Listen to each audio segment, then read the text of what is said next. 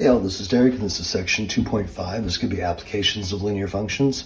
So I don't think there's actually really much new in this section. It's just going to be kind of a collection of finding the equation of the line, but sort of given different prompts in sort of application settings. I don't think it's too bad, honestly. So we'll see.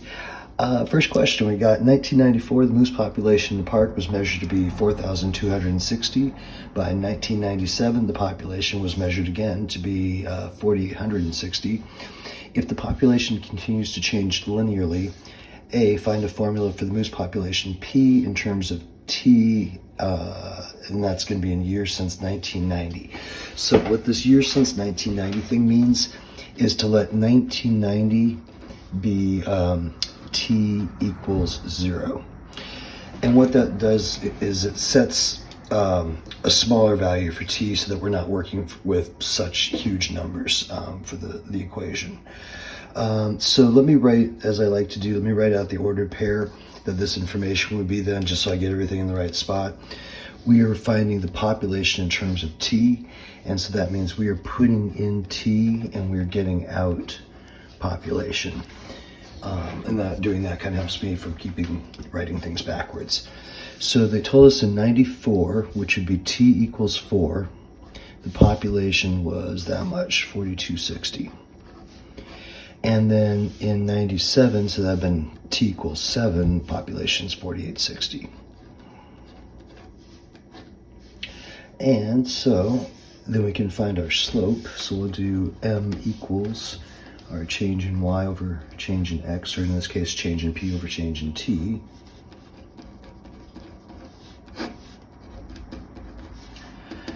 And then evaluating that got me 200.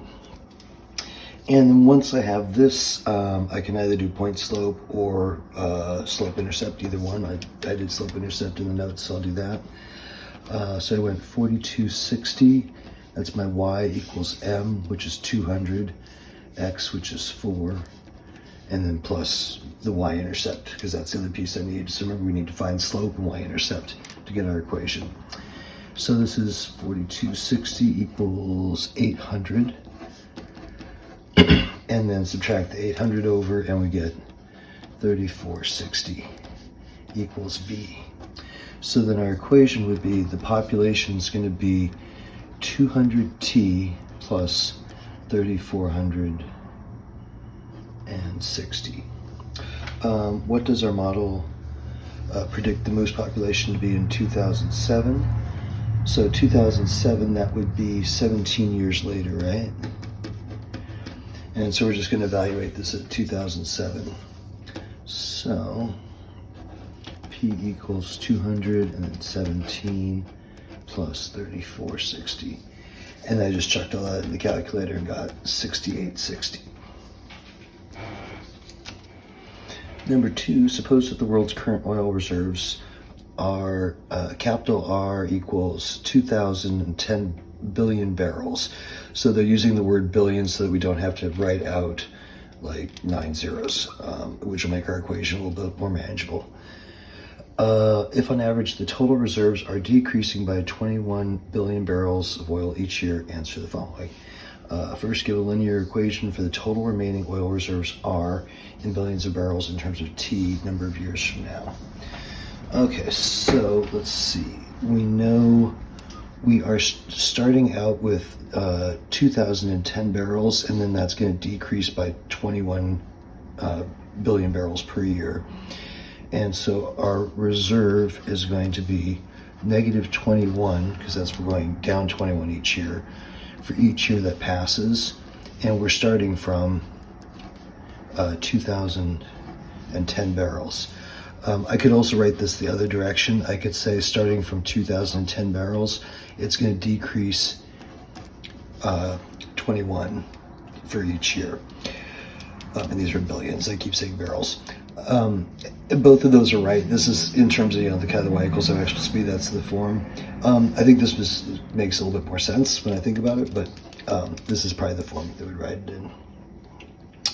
So the next 66 years from now, the total oil reserves will be, cool, so we would just toss 66 in here, And when I did that, I got 624 billion.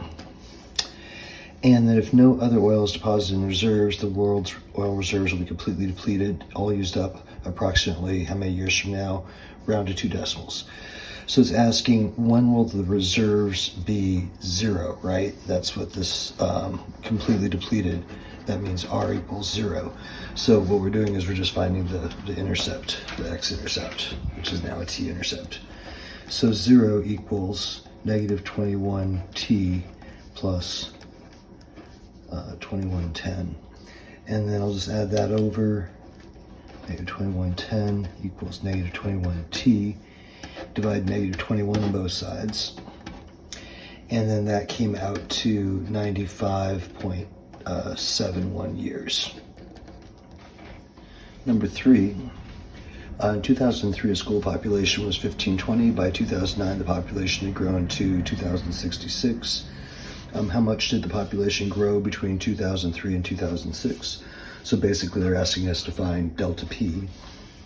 So it ended at 2066. It started at 1520. So delta P would be 546 students. And then how long did it take the population to grow from here to there? So that was 2009. They're asking delta T.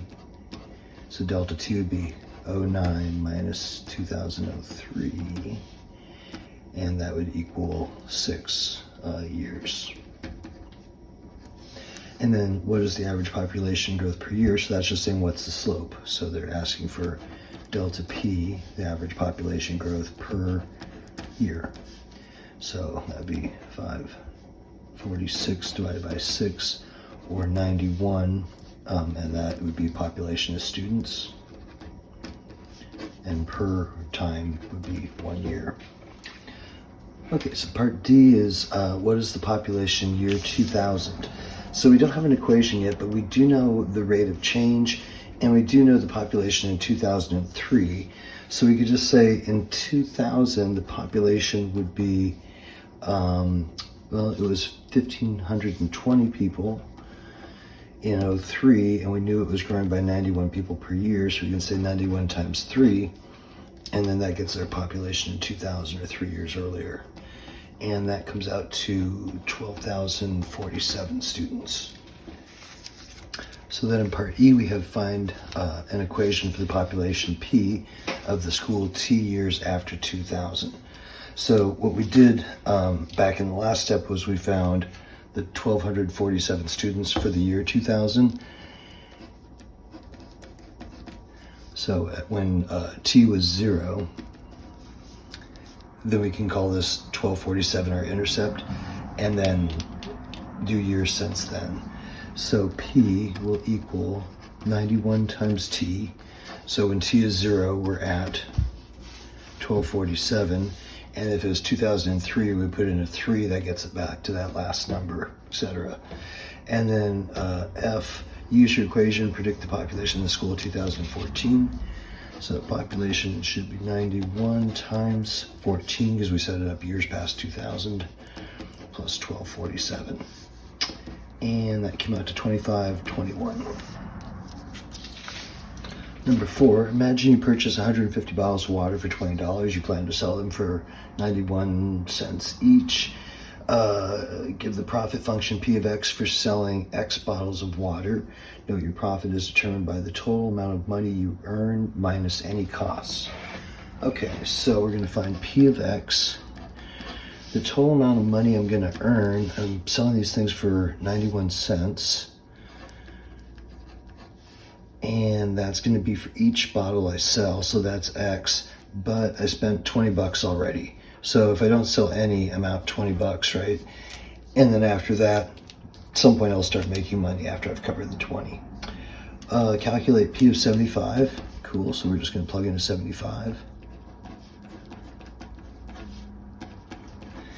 And I tossed all that in a calculator and got 48.25, so that would be our profit in dollars. I'll write our answer as an ordered pair, so 75, 48.25. complete this following sentence to explain the meaning of A and B. If you sell 75 bottles of water, your profit's going to be $48.25. Part D, find X when the profit is $52.80. So we'll go 52.80, and then from the last page, I'm just copying down the other half of the equation. So I'm putting this in for P of X on this side.